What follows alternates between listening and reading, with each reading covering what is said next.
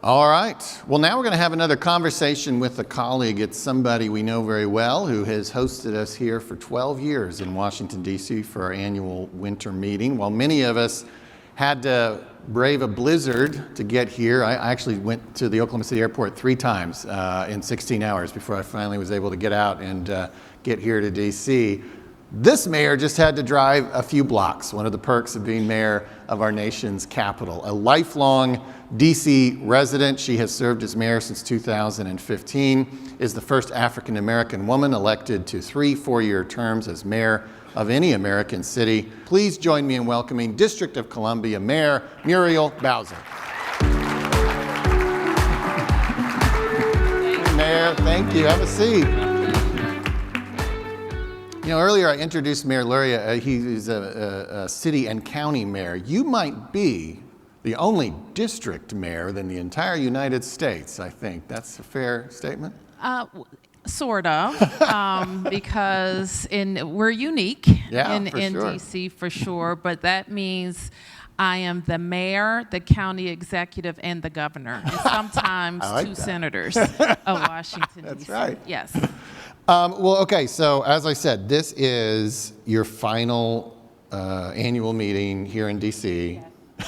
to host us, and you always provide certain warm words of welcome. I wanted you to certainly have that platform. Well, thank you. And you mentioned when I became mayor back in 2015, and I became active with the U.S. Conference of Mayors, which I've thoroughly enjoyed, I realized that we welcomed mayors from all around the country to D.C., and D.C. had a very small role in the process.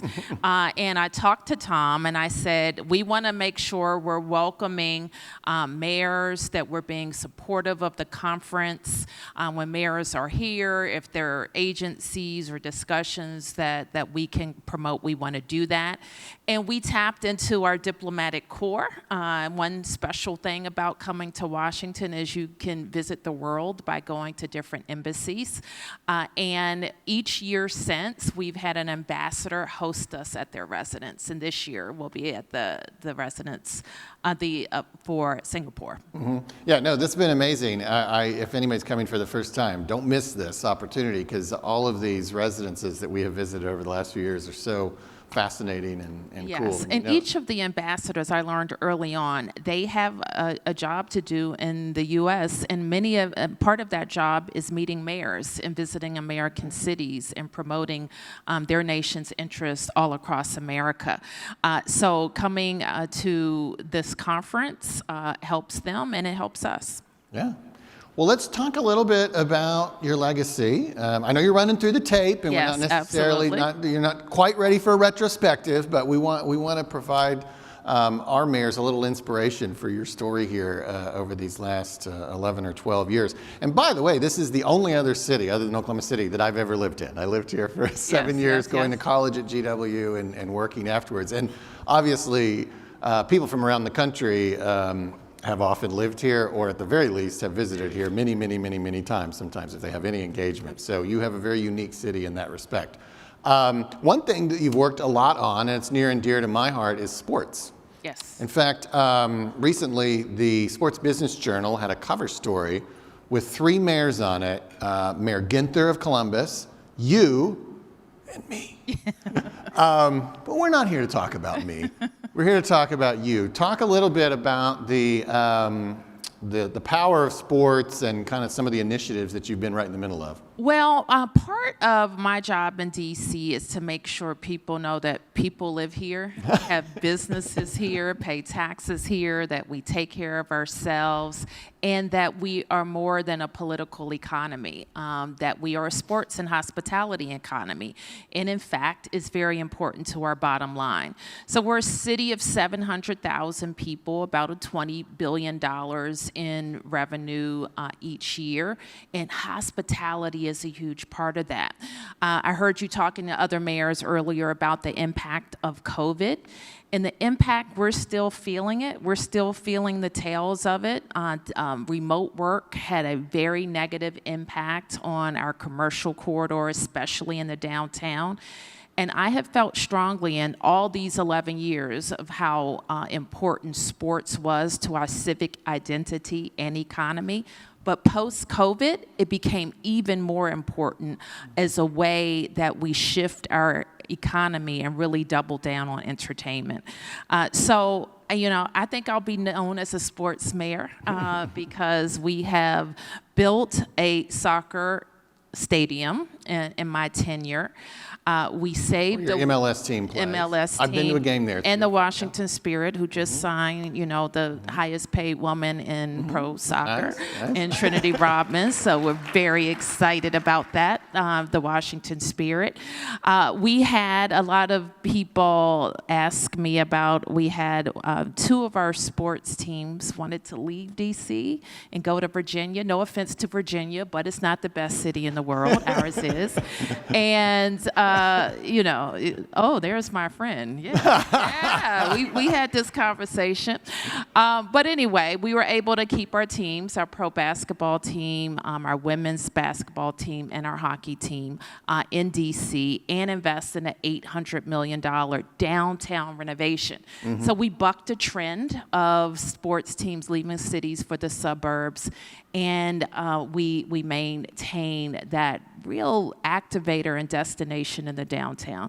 Big story around it, how we did it, and I'm really proud that we were able to save those jobs for D.C. Well, and not just saving them from those teams from relocating to the suburbs, but you might be clawing one back as well. No, I'm definitely clawing one back. And we are very proud that our football team, who left D.C. about 30 years ago, is coming back home. So the Washington Commanders will play in Washington again by 2030. Again, it is a job creator. It allows us to activate 180 acres on the Anacostia River. It's a big legislative win for us in clawing back land from the federal government, but also a win for us in working with a really great franchise. So part of what I'm running through the tape on is making sure that deal and the construction has started and we break ground. Very good, very good. Well, D.C., let's move away from sports. D.C. is beautiful. The city is clean, your parks are beautiful. I think your downtown is certainly recovering from COVID. I know that you said there's a long tail there, but I think we're seeing a lot of the activity. What do you see, whether it's the infrastructure, the beauty, the business growth, the events, the sports, what are you just most proud of? What are you going to, when you walk away from City Hall here in a few months, what are you really going to be most proud of? Well, there are too many things, and all of us will have the experience that I'm having now of saying goodbye and doing a job that you loved, you've been well suited for. And I have the privilege of of doing it on my terms and having a year to really talk to people about what's important in each community, what's important in each industry. I will be very proud of the work that we've done in housing. And I think when I started this job, it was the single most important issue. How do we keep D.C. affordable? And now, fast forward, that's all anybody's talking about again. How do we keep American cities affordable?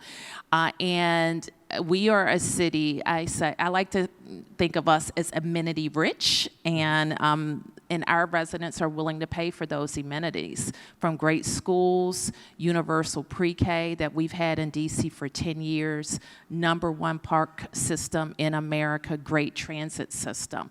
But it also means that our housing costs have been very high compared to other regions in the nation. So we set out to build 36,000 new units in 5 years, 12,000 of which are below market. And that is the only way that you keep housing costs low or lower, or buck the trend of rising rents, is to build more housing.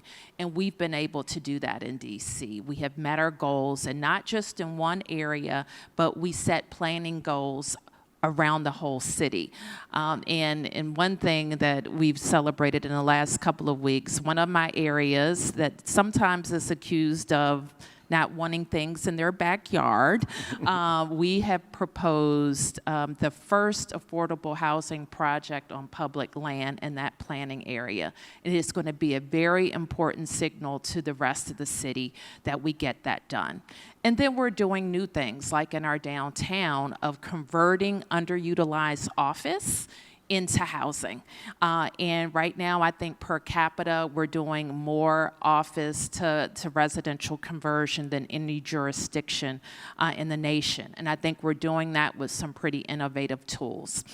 And because you're so familiar with DC, you know all the federal buildings that were really built for a couple of reasons. Federal workers, and to display the grandeur of our nation and the strength of our democracy. And sadly, there are not many workers in many of those buildings now. And so what we are in partnership with the administration and doing is thinking about how we can remake whole parts of our downtown and not have those empty federal buildings, but have places for people to live and better connections from our tourist areas to the rest of the city. So those are the things that are going to keep us busy for the next 12 months. Well, Mayor Bowser, you have been a great leader in organization, a wonderful host, a great friend to all of us. Let's show our gratitude to Mayor Bowser. Thank you, Mayor. Thank you, Thank you, mayors. So much.